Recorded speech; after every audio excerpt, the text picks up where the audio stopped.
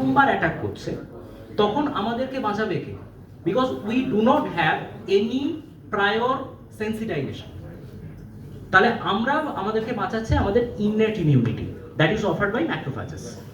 ওকে, next আমরা ধরে নিচ্ছি যে we are being attack by DEN 1। What happens? So virus entry থেকে ফিভার হতে সময় নেয় 2 to 5 days, which is denoted as incubation period. Now from fever to the next antibody তৈরি হওয়াটা it takes about 3 to 5 days. Okay, so এই যে অ্যান্টিবডিটা it is mostly of IgM category and recovery is the rule usually.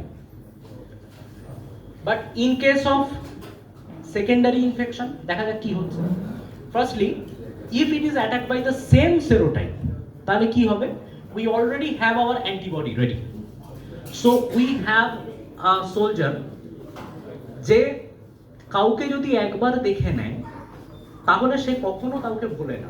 It recognizes the virus and send its signal to plasma cell. Excellent memory বলে এর আমরা নাম রেখেছি memory B cell.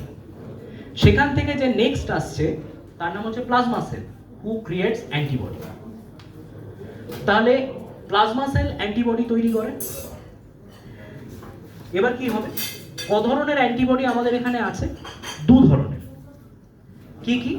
Number 1 neutralizing antibody and another is non neutralizing antibody. এর মধ্যে neutralizing antibody they are protective in nature. আগেই বলেছি neutralizing তার মানে এরা নিউট্রালাইজ করতে পারে। It blocks binding of the virus to the cell surface receptor and block fusion of viral genome to host cell. Next যেটা আসল ব্যাপার, it gives protection, life long protection to the infective serotype.